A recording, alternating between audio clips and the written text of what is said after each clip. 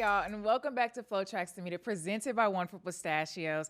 I'm your host, Demitra Carter, and join me for episode 13. We have Nia Gibson. Welcome to The Meetup, fresh from Philly. Oh, yeah. I'm so ready to talk about it. It was a time. It looked like a time. Time was had. I love it. Johnny, how are you doing today?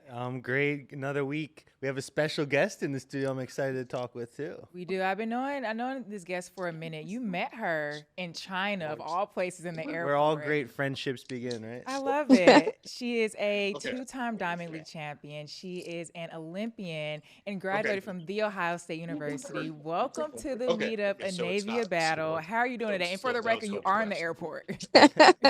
I'm doing good. I'm traveling to Rome to go compete in my third Diamond League of the year. So I'm Just excited. racking them up. You're just racking them up.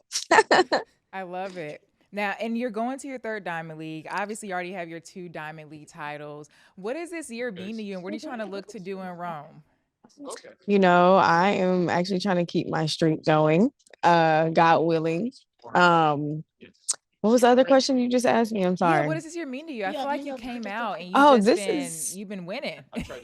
This is the year of Anavia. Like, I'm focusing on me. I have a lot that I need to prove and redeem. So I think this year I'm more locked in on myself and becoming the athlete that I'm supposed to be. Anavia, I think I last time I saw you, we were flying out of China. It's been about a month. It feels like a lifetime, but what have you been up to kind of in the month in between the last Diamond League? So I've been training, of course, and traveling with the Ohio State Buckeyes, being a volunteer coach. Oh, nice. Helping my coach out. So, yeah. I didn't know you were coaching. How's that going? It's going well. I love the girls. I love the Buckeyes. Those are my babies. Anavia, looking at last season versus this season and just how you came out since when you opened up your season, it's like a different girl we're seeing. I got to know, what has switched in the training? What switched in the mindset? Because it seems as though you're already at a high level, but now you really turned it up a notch. Yeah, I realized that this is actually my life and I have to take it serious. I have to take it serious. So I've been doing more work inside than I have out. So I've been working with my therapist. We've been, really getting to things and just making things happen. I love it. I have 2 more questions for you. We talked about you a couple episodes ago. You have a nickname called The Bean. Is this true? And where did it come from? It's Bean. Okay. The Bean. Do tell. So when I was born, I was about 5 pounds. Okay. And my grandpa, when I came out, my grandpa was like, "Oh, she's so small, like a bean." So, and I've been getting called Bean since then. Yeah. My aunts, my mom, my grandpa. That nickname has stuck your whole life. Yes. Wow. Beanalina, Beanie, Bean. Well, we were wondering. It was a topic of discussion a few weeks ago. We were very, very curious. Did your friends call you Bean too? Some special person calls me Bean, and I'm just like, just call me by my name. But my friends don't call me Bean. They call me Nene or Navy or Anavia. Love it. That's a good nickname. People call Kobe that too. Yeah, I know. I was like, oh my gosh, look at me. Okay, twins. Twin. With the greatest athlete of all time. Right. So if someone's making a sign for you in Rome, what should they put on that sign? What name are you looking for? Ooh. I like Nene. I really do like Nene. Okay. I do. Because my coaches and my teammates call me that. So yeah, I like that. Nene. All right, we're throwing Nene on the sign. My final question is going to be a little hot take question.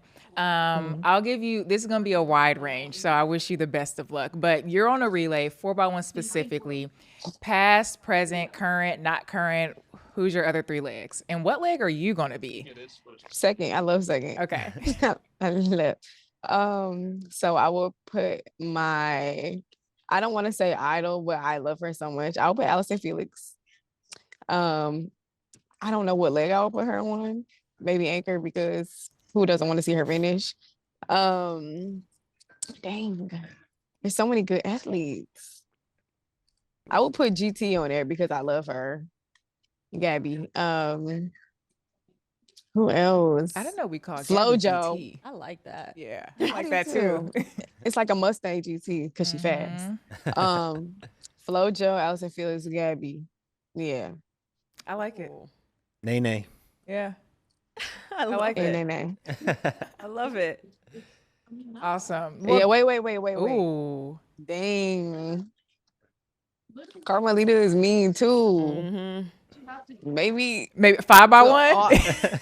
You know, Carmelita runs a crazy anchor leg. That's what I'm saying. So maybe I'm sorry, Gabby.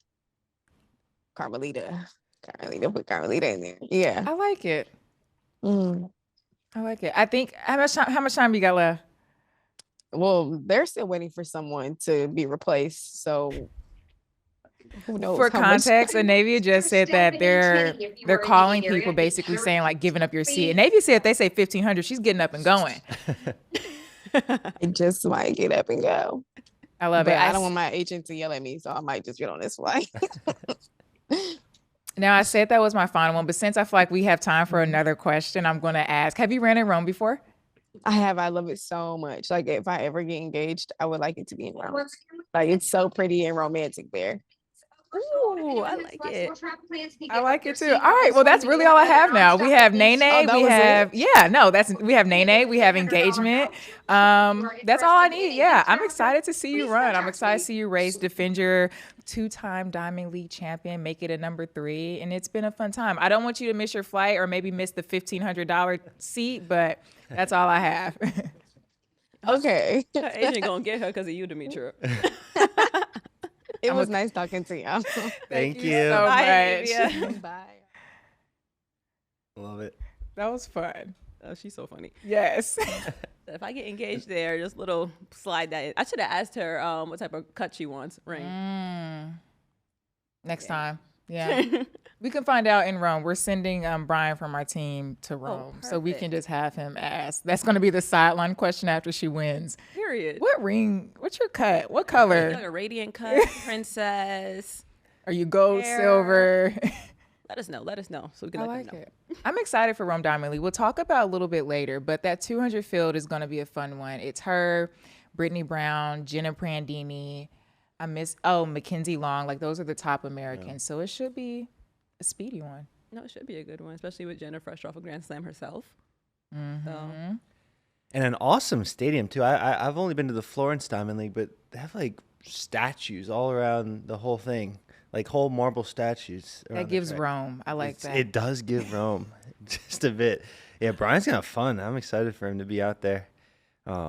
Yeah, who else? What else we got going on in Rome? We'll get into a little bit later. We are going to get into it a little bit later. I just have to talk about it because our girl, I hope she makes the flight. I don't want them to go up to the 1,500, but we are going to talk about where you were at this past weekend. We're going to get into this track and field deep dive. Grand Slam Philly happened this past weekend. Wow. We saw 2 world leads. We saw 11 Franklin Field facility records go down, which is impressive. It was a fast time. It seemed like Grand Slam like really hit its stride. Would you say that's fair, Nia? Did this... Absolutely. I think Grand Slam really, they're doing well. They're taking the feedback from the fans very seriously. It seems as though they were not playing when they said the fan experience is at the forefront of our priorities, because I think the fan experience then helps, obviously, the fandom grows. They had a good amount of parlays going on as well, because remember, this is one of those leagues where you can participate in sports betting. It was fun. I think Franklin Field in itself is an amazing environment. You know, pen relays is always fun, and I think that translated and it just was exuding in Grand Slam. Yeah. So from the atmosphere to the performances, it was a time. I love that. It was nice. It was my first time watching it. I will say I don't think the broadcast did in person justice, but like you could from social media, I was like, this is the place to be. I was kind of sad that I wasn't there, but covering remote was fun for sure. Now I want to get into Melissa Jefferson. Yeah. The girl was running. I think like watching her go sub 22, hit that 21.9 for the first time. And then not only that, she beat Gabby Thomas. And like everybody can have a bad day, but 21 that's a respectable time to run. And then the comeback, run another world lead, 100. She went 10:73, 10th fastest time ever. And for her to run that fast, I think really solidifies not like she already knew. Like we talked to her before. Like she knows that she's fast enough. But I think finally to get that 1073, they asked her which one was better. They were like beating Gabby or 1073. Nobody's gonna say beating Gabby because that's not the goal. The goal is to run really fast, and she did that. Yeah. Melissa is such a special athlete because when she came third in the Olympics in Paris, a lot of people were trying to discredit her. They were trying to say it's because this person wasn't there. It's because this person didn't run well. It's because maybe she had a good day and other people didn't. People love to do the what ifs when their pick doesn't win. But at some point, we have to understand the what ifs, it doesn't matter. What matters is what happened. So yes, she placed in the top 3 in the Olympics, but I think this season she's letting you guys know, like, hey, this wasn't a fluke. I'm really like that. And as a matter of fact, I could probably upset some of your favorites. And I think this Grand Slam run that she's been on thus far, three-peat, proves that. And I think showing that within her performances, it seems as though she has tunnel vision. It's like she has blinders on when she's running that too. I'm sure having Gabby Thomas in the field with you, she's, right now one of the best 200 runners out there right now. A lot of people would be a little intimidated. It seems as though Melissa doesn't see anybody but Melissa in that finish line, and that's it. And it's being proven over and over and over again, and she's performing well. And I'm excited to see after the Grand Slam track finale what she does on into USA's and then eventually into World Championships. I love that. And I'm excited. I mean, we talked to Anavia, 200-meter girlie. We have the Gabby Thomases. I'm excited for USA's. I think this structure right now is really working for Melissa. And let's not forget the three-peat. She must be one of the very few that's unbeaten. Like that's Kenny. Much easier said than done. Right? I think Sydney could have if she stayed in her event. Exactly. Right? Sydney kind of opened up the door to because we can't forget at the end of the season, right? There's the overall best racer prize, and I think that's for whoever gets the most points. Yeah. So I'm glad Sydney switched it up, but two people left that haven't lost. And it's like, who would have expected this dominance? Because I think the short sprint group is super competitive to the point where sometimes you can't even predict, but she made it very clear. Bet on me. Yeah. Bet on me. Because I think Miami, it was first in the 1 and second in the 2. Mm-hmm. But for this one, she won both, like, confidently. Like, it wasn't a lean at the line. She pulled away from the field. The rain came down and she PR'd. It was amazing to watch. And I think for her to pull away like that, though, is like against that field, like, is impressive. Like, that's no easy feat, and she did it. Telling tunnel vision, she's different this season. We talked to her in Kingston, and she was like, basically, I was like, what's your mindset? She was like, every race is just to focus on me, because if I do that, good things happen, and that's what happened. You had a chance to talk to her though in Philly. Talk to me about it. It was fun talking to her. She's so passionate, like wildly passionate, and usually when you're talking to an athlete, they're so different in person versus on the track. But as passionate as she is on the track, she's just that much in person when you're talking to her, and you can feel it. Mm-hmm. After I talked to her, I'm like, dang, son, let me put this cookie down and lock in, You said, now's my time. It's so hard not to be motivated after talking to her. Everyone counts her out. I love it. Let's go ahead and hear during this interview. You got to talk to her. We're about to be motivated after this clip. You are. Melissa, you are so much more versatile than you think. I hope you know that.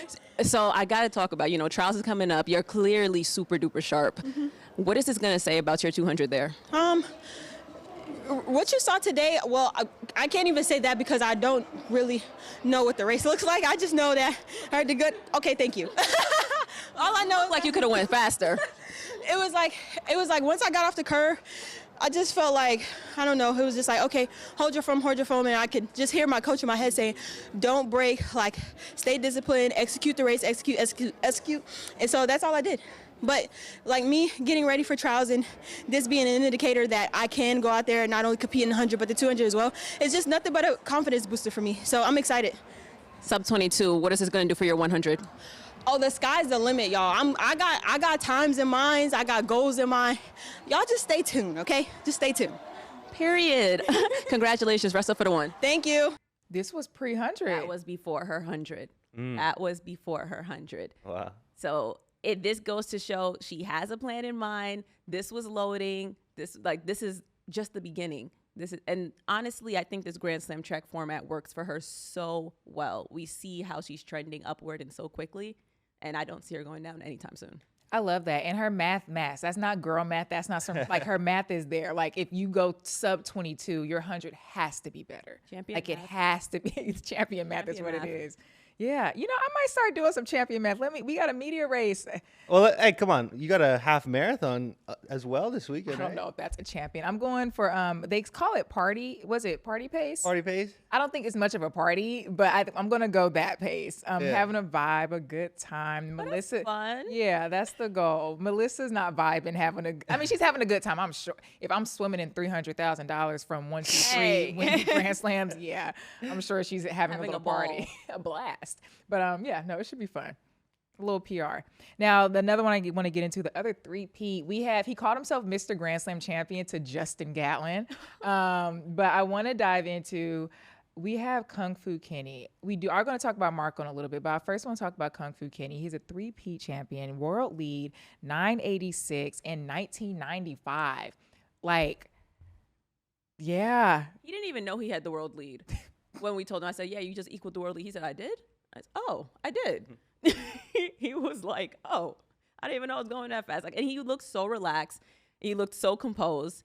Again, pulled away from the field. He wasn't like straining at all. His face was straight. His form he just was very composed. I really wanted for not somebody to challenge him, but somebody to be close to him. Because I feel like a lot of times, like for Melissa's, like the women's side of the short sprints, you have people who's like, oh, you don't know. Yeah. Like, it's like, oh, it might be Gabby. Like, it literally could have been Gabby. It could have been Melissa. Like, you had a field where there was some depth.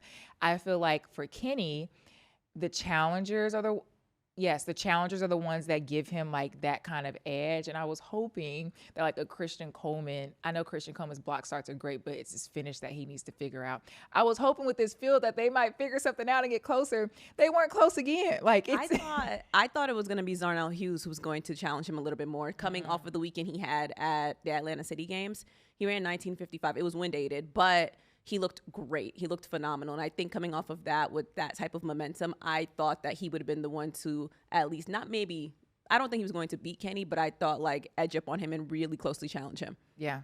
Yeah. Did you get a chance to watch the men's sprints? Yeah, and I'm curious, Nia, did he have another trick up his sleeve this time with the drip check? Actually, no. Did he play it cool? Play it simple? He played it very simple. He played it very cool. He walked in like everybody else.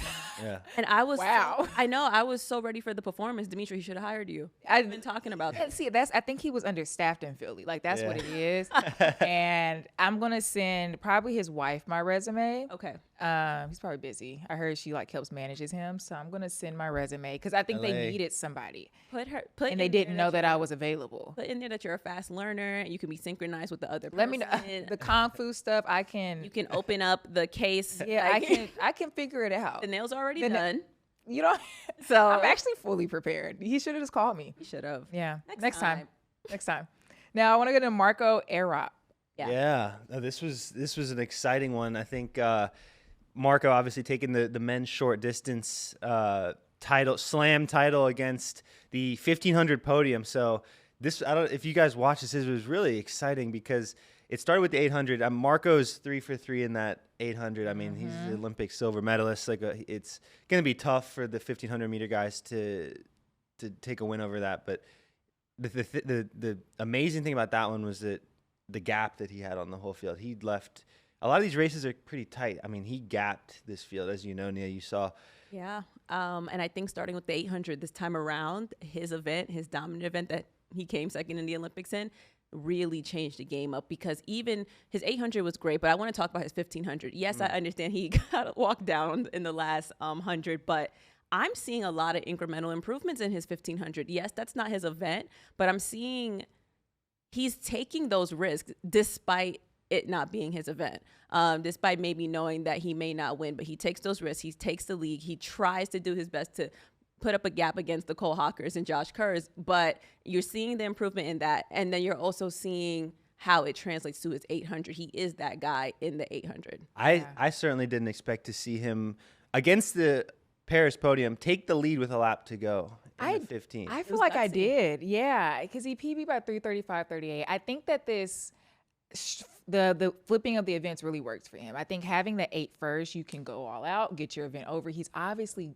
like, he's good. He wins the 8 every time. Like, there's no doubt about that. He wins convincingly. There's never a 1500 guy that really challenges him. But I think with the 15 at the end, he can leave it all on the track. Like, you have nothing to lose. Yeah. Because your worst event is your last event. You have nothing to lose but to go out, give it your all. And he typically gets passed on that back stretch. I'm not gonna lie. If he keeps improving like he is, he might that might change by LA. But it's just, I think at the start of the season, I don't necessarily think that people expected him to be as competitive across the 2 disciplines. Obviously, it was almost like the 1500 group is gonna take it every time. It's not even gonna be close. Clearly, he's proven that wrong, and he's becoming more and more of a 1500 guy as each week goes on. And he's making it a point to do so, because I think there's a lot of people who settle with the fact that this is my event, this is not. It's okay. Yeah. But I think for him, this is my event. This is not. But just watch me work. I'm going to make like some gutsy moves. I'm going to make some gutsy plays. And even if it doesn't end out in my favor, you can't say I didn't leave it all out on that track. Yeah. No, it's a fun event to watch. Yard and the Goose posted. I feel bad because it was his birthday. It was his birthday. So like, it was beginning of Pride Month. It was his birthday. It was all these things. He was like, I have to win this time. Yeah. Because I talked to him. He was like, he's been PBing in the 8, doing all these things, and he was just like, the winning thing is what he's struggling with. Mm-hmm. He didn't get it this time. Wow. I'm rooting for him though. Yeah. I'm glad Marco got it, but I'm hoping somebody else gets it in LA. I hope Tyro gave him a cake or something. Not Tyro. His tortoise. His tortoise cooked him a cake. I'm saying I hope he did. Was it like grass? Grass. And one last point on the short distance before we move on. I just think it was interesting that the title actually came down. Josh Kerr did win the 15, and so they tied for points. But then I think this was a time when they go and look at who won by the most amount of time. Yep. And so that was Marco's 800, where he left the field in the dust, ended up pushing him over the edge to make him the winner. By 1 point. By 1 point. I don't know if that's happened yet in other event groups, but it hasn't happened yet. That was the first time for that one, which was nice to see. We saw our first DQ. That was an interesting thing to see. But yeah. That one was rough. I watched it. I rewinded a lot. I'm not gonna lie, the lines did get a little confusing. I get it. It did. I understand disqualification. It sucks, but I get it. I'm glad she was still able to run the 2 and come away with at least 10,000, but I can't. Yeah. But it sucks. It sucks. She ran a good race. She ran a very good race. But I'm thinking on the other side of it, if I'm Nikisha Price, I don't think she was passing her, but if I'm gaining in some type of way, I can't do it with somebody in my lane. I can't do it with somebody. I was thinking the same thing. I was like, what? I was like, I wonder what she was thinking. You look ahead and there's somebody in front, like quite literally for in a front certain of you. time. I wish they would have zoomed in on Akeisha's face, because the way I would have been confused. Yeah, the aerial view had me. I was in the mix zone. I said, "Are they in the same lane?"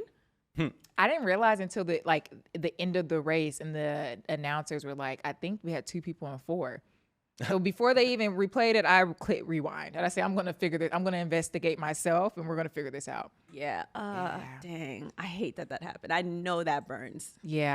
Yeah, I'm glad it was at a meet like this, though, not like a Worlds or For something. sure. Yeah, still an exhibition. Yeah, I love it. Now, we need to dive into Rome. Actually, anything else about Grand Slam before we move on?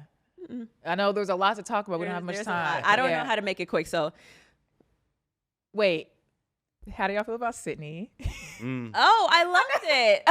We are going to talk about one more person. How do you feel about Sydney McLaughlin-Levrone, to be specific? I loved it. Yeah, I loved every second of it. And I almost want to, so 2 things about that, because I'm going to mention Akira real quickly. So Sydney, I think she did really well. Obviously, she's very competitive in the 1 and the 100 hurdles.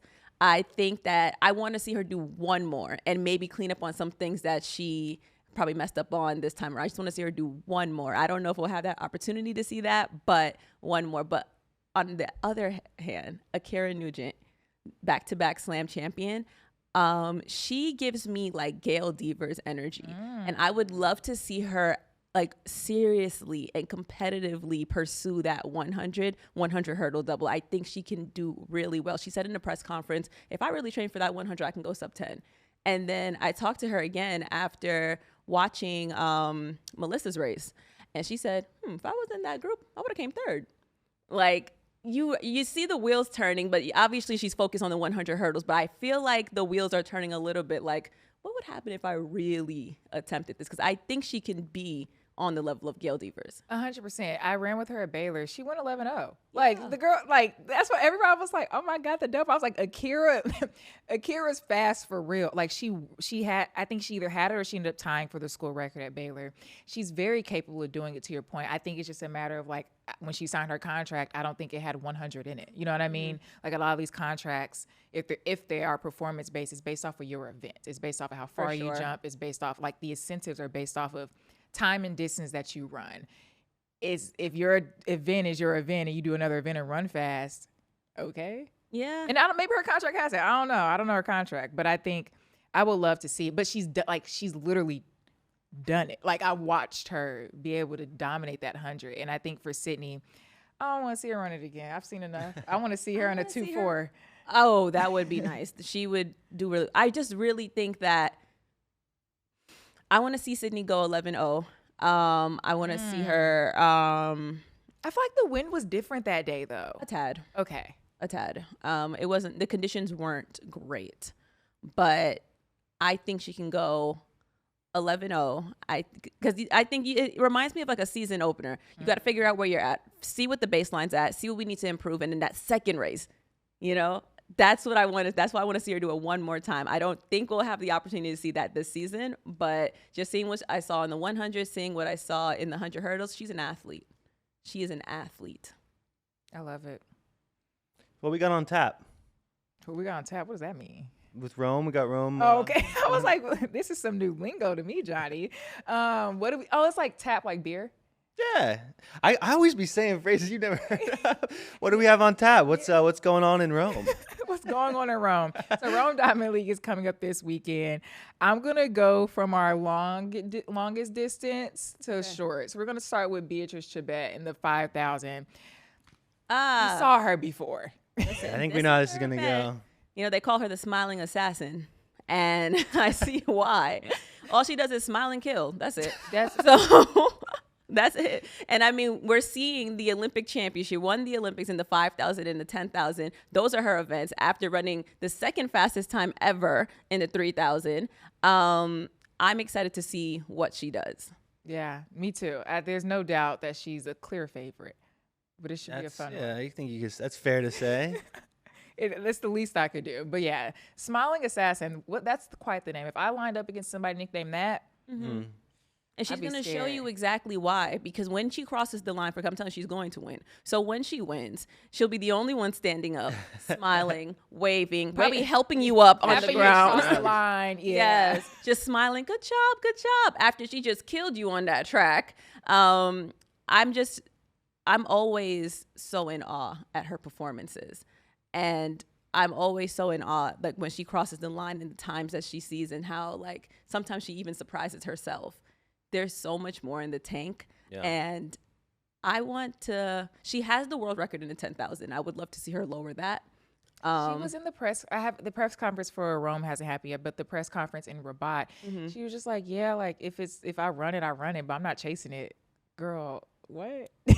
It's just like if the world record happens, it happens. I mean, I like the mindset for herself, but like to hear that is just like, I could do it if the weather and the conditions are right. That's an insane talent.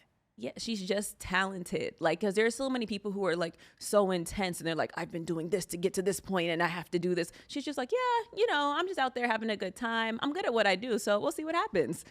A lot of the best are always so nonchalant. Like Safan comes to mind as well. Yeah, Safan, Beatrice, Sydney.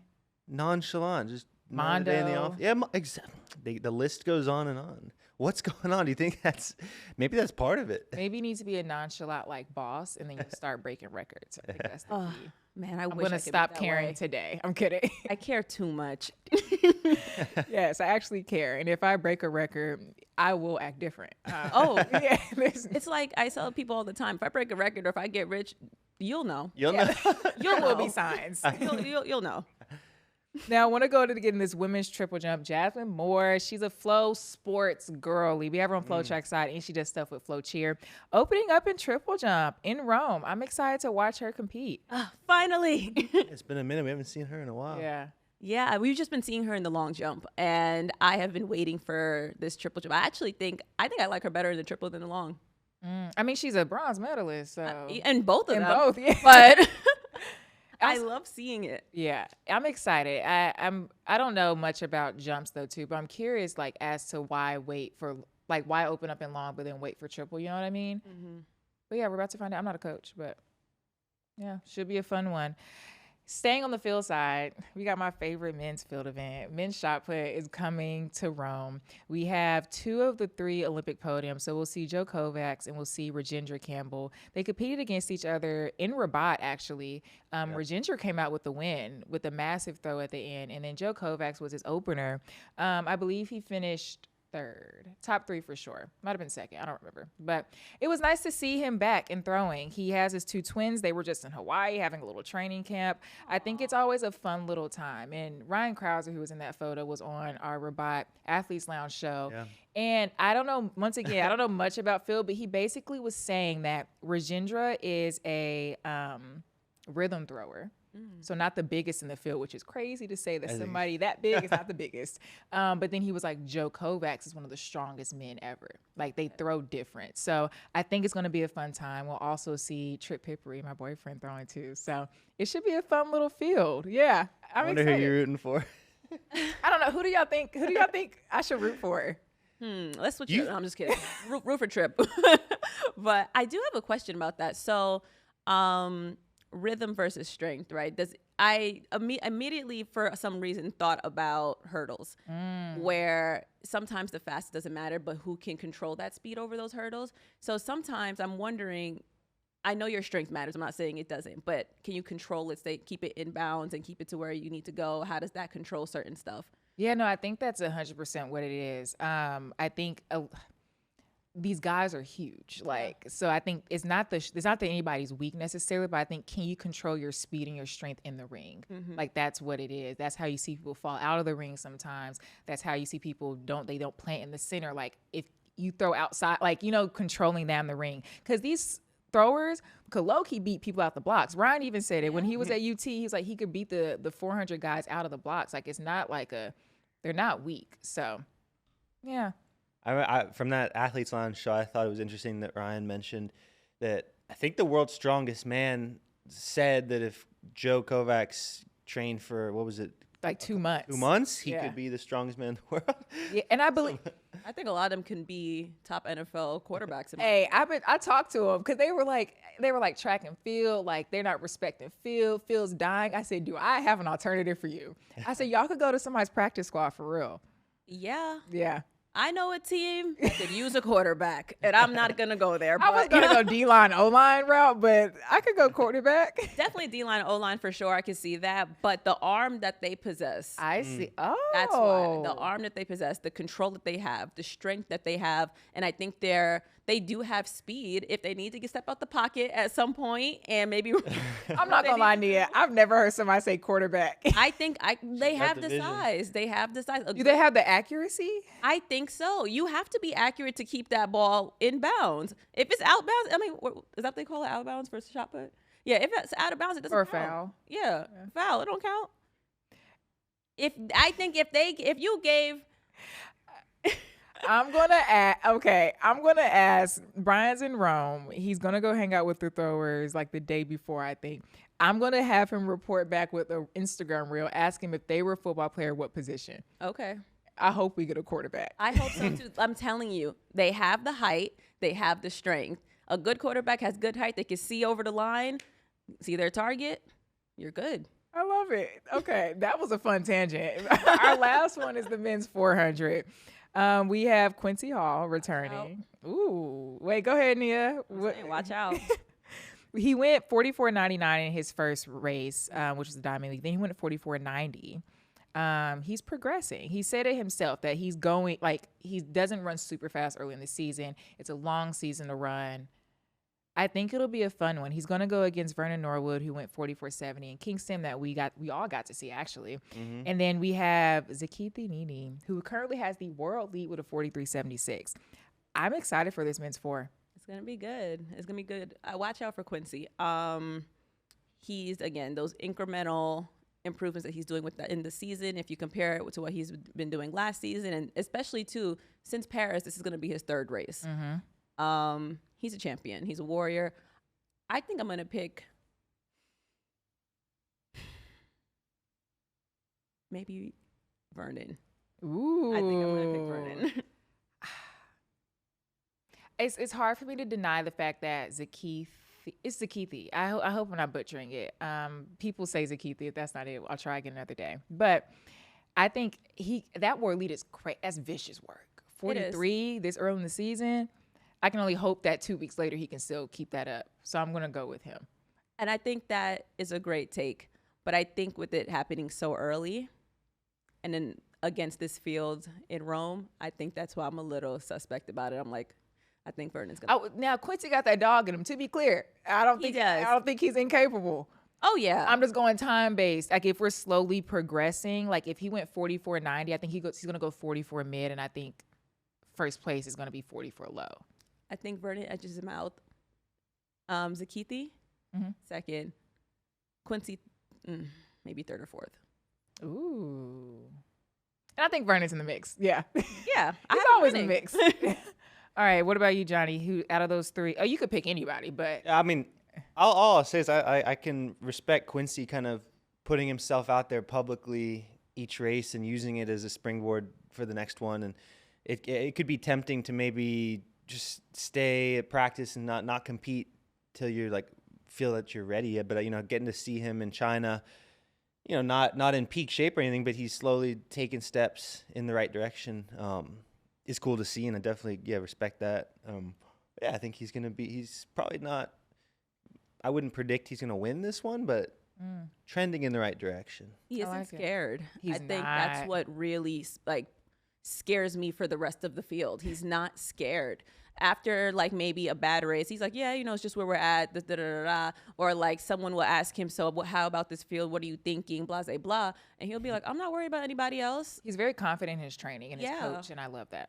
And that's amazing. Trusting your training, trusting your coach. It's one of those really important factors of being a champion, and that he is. Absolutely. All right, we're going to dive into the best thing that we saw last week, our little What's Hot segment.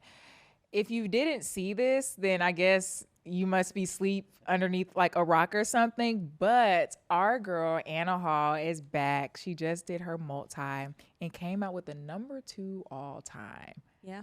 That's insane. She PB'd in 4 events, high jump, shot put, javelin, 800. Yeah, number 2. 4 in the high jump. Oh my gosh. 201 in the 8. I am just. And I said 201 is for an 8. Hello? 201.23 is wide. For a multi to go that, you could just run the 8. Hello? And first would be Jackie Joyner. Jackie Joyner. Percy. Who I think we have front and center on the set, right? Yeah. So we're gonna have to add the Anna Hall figurine. Yeah. Soon enough. But I love it. That's impressive. She's been knocking up against that first place for a while. What was she before? All time? All time, yeah. I don't know. I remember she wasn't 2. Yeah. But she's always been up there, and I think, but I don't necessarily think that it might have been. It was Jackie Joyner see something in her, and from the beginning, Jackie Joyner's always been in her corner. Oh yeah. And I think the moment that you have the record holder in your corner, that's oh no, if she said if anybody's going to break it, it's going to be you. She said that years ago, and I think that we're slowly seeing it come to fruition. Anna Hall battling injuries and all these things. Yeah.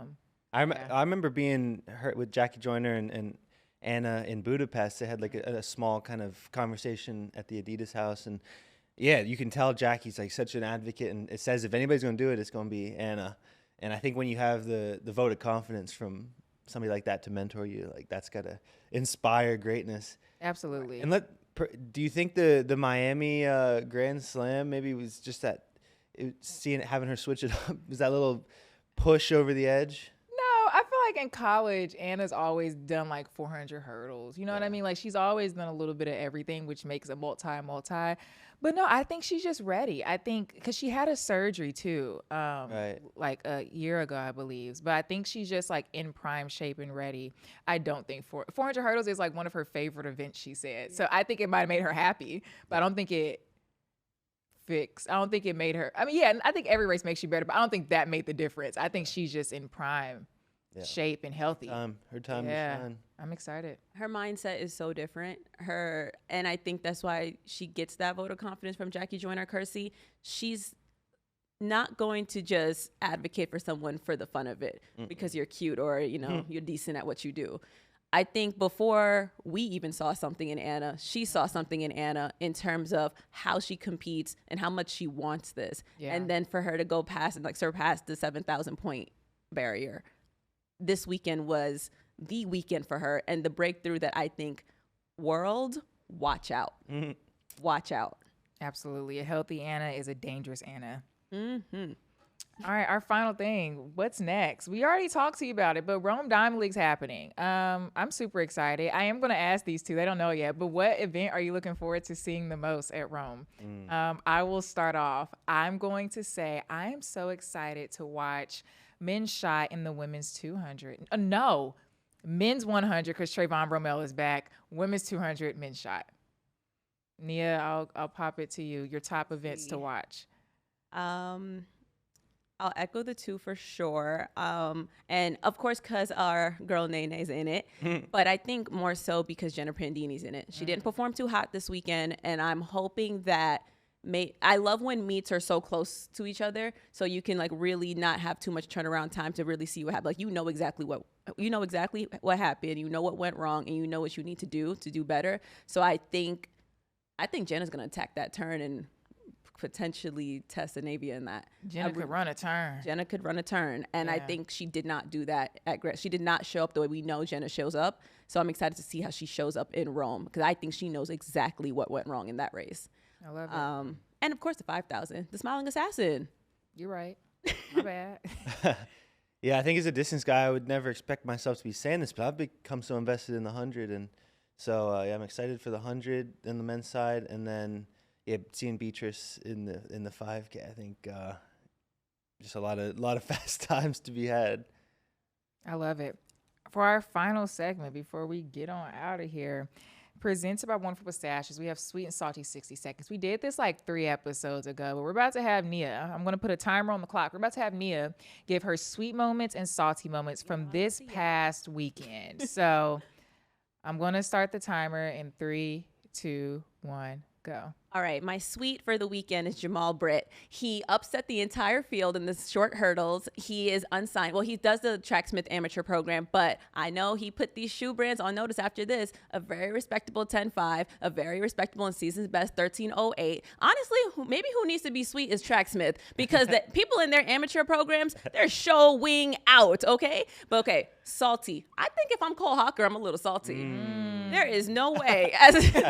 I'm the Olympic record holder and the Olympic champion, and I'm going to give Great Britain the satisfaction of letting Josh Kerr walk me down. I don't think it's any cause for concern at all. Obviously, his exhibition, it just was a race. But at the same time, I think I would be a little salty because I was in the middle of walking down Marco, and then here comes Josh. Excuse you. I would be a little salty about that. Again, cause for concern? Absolutely not. Cole's running some great races right now. But personally, if it was me, I'd be a little salty. 3, 2, 1, period. Bravo. Wow. That was valid. Everything was valid. Yeah. By the way, I don't know what she's going to say for the record, so I'm just as surprised as you. I couldn't agree more. Yeah. Well done, Nia. Thank you. That was a solid 60 seconds. Yeah, I always try to keep it under. Y'all know I can yap. Can't we all? Period. All right. Well, thank y'all for watching episode 13 of The Meetup presented by Wonderful Pistachios. We will be here every single Tuesday. Thank y'all for watching. Bye, y'all.